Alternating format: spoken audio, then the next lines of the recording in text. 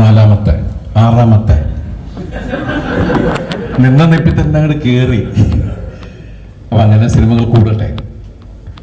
ഷാരിസ് അതുപോലെ സാഗർ, ഇവർ 3 പേരുമാണ് ഈ സിനിമയുടെ കഥ പറയുന്ന സമയം തുടങ്ങി ഇവരൊരുമിച്ച്. ഞാൻ ആദ്യം കാണുന്നത് ബിന്ദുവിനെയും ഷാരിസിനെയാണ് ലിസ്റ്റും പേര് പറഞ്ഞിട്ട്.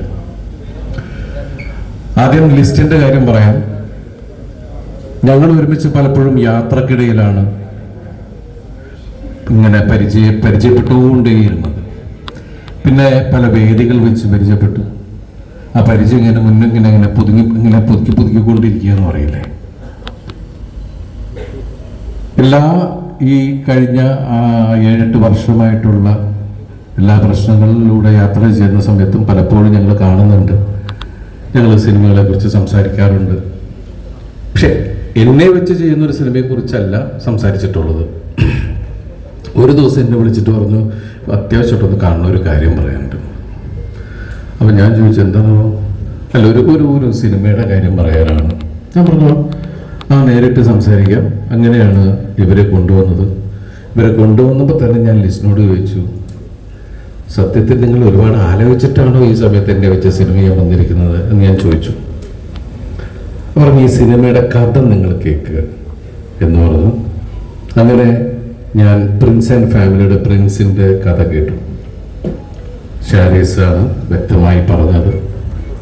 ഈ സിനിമ പെട്ടെന്ന് തന്നെ ചെയ്യാനുള്ള കാരണം എന്ന് വെച്ചാൽ, ഈ സിനിമ കാണുമ്പോൾ നിങ്ങൾക്ക് മനസ്സിലാവും. കാരണം ഇത് അത്രയും ആനുകാലിക പ്രസക്തിയുള്ളൊരു ചിത്രമാണ്. കാരണം നമ്മളെല്ലാവരും പ്രൈവസി ആഗ്രഹിക്കുന്ന ആൾക്കാരാണ്. പക്ഷെ നമുക്ക് ആർക്കും ഒരു പ്രൈവസി ഇല്ല. അങ്ങനെയുള്ള ലൈഫിലൂടെയാണ് നമ്മൾ പോയിക്കൊണ്ടിരിക്കുന്നത്. അങ്ങനെ ഏറ്റവും കൂടുതൽ പ്രൈവസി ആഗ്രഹിക്കുന്ന പ്രിൻസ് ലൈഫിൽ അയാൾ സർവൈവ് ചെയ്യാൻ, അയാൾ മുന്നോട്ട് പോകാൻ വേണ്ടി അനുഭവിക്കുന്ന പ്രശ്നങ്ങൾ ആണ് ഈ സിനിമയിലൂടെ ഷാരിസും ബിൻഡോയും പറഞ്ഞിരിക്കുന്നത്. അതിന് എല്ലാ ഒത്താശകളും ചെയ്തു കൊടുത്തത് ലിസ്റ്റിന്. ഈ സിനിമയിൽ ഇവിടെ പറഞ്ഞ പോലെ തീർച്ചയായിട്ടും ഞങ്ങൾ ആരും ഞങ്ങൾ അത്രയും വിശ്വസിച്ച് അവരെ ഞങ്ങൾ വിശ്വസിക്കുന്നു. എല്ലാവരും പറഞ്ഞിട്ട് പുതിയ തലമുറയിലെ ആളുകളുടെ കൂടെ വർക്ക് ചെയ്യണം.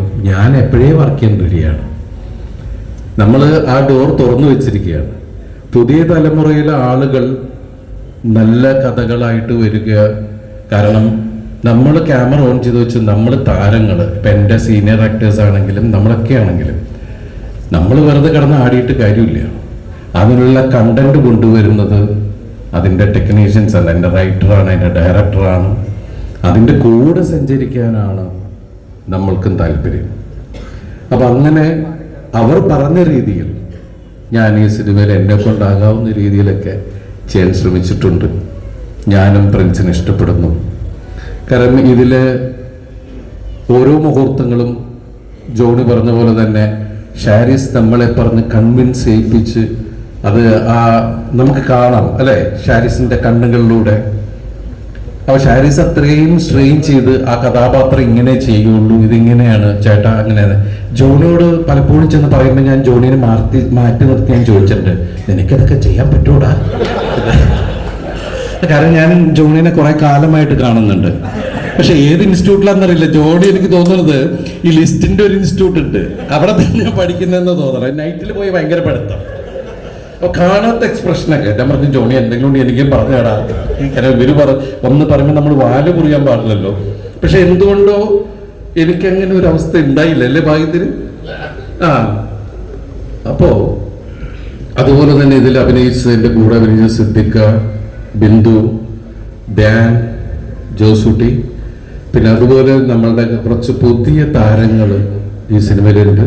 അവരൊക്കെ വന്ന് സംസാരിക്കുന്നതാണ്. പിന്നെ പറയാൻ വന്ന കാര്യം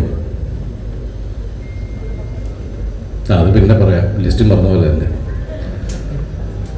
ഈ 150ാമത്തെ സിനിമയിൽ എത്തി നിൽക്കുമ്പോൾ ശരിക്കും പറഞ്ഞാൽ ഞങ്ങൾ ഈ സിനിമയുടെ അധികം ഫംഗ്ഷനോ കാര്യങ്ങളൊന്നും ഉണ്ടായിരുന്നില്ല.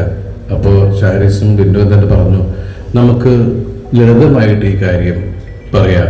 ഈ മെയ് 9 ഈ സിനിമ വരികയാണ്. ഈ മെയ് 9 വരുമ്പോൾ പ്രത്യേകം എനിക്ക് പറയാനുള്ളത്, ഷാരിസ് ഇവിടെ ഗൂഗിളിനെ പരിചയപ്പെടുത്തി ഈ പടത്തിന്റെ ആർട്ടിസ്റ്റാന്ന് പറഞ്ഞ് ആ സാധനം ആര് അത് എടുത്തോണ്ട് പണ്ട് നോക്കിയപ്പോൾ ഒരു 9-ാം തീയതി വരെ നമുക്കിത് പിടിച്ചു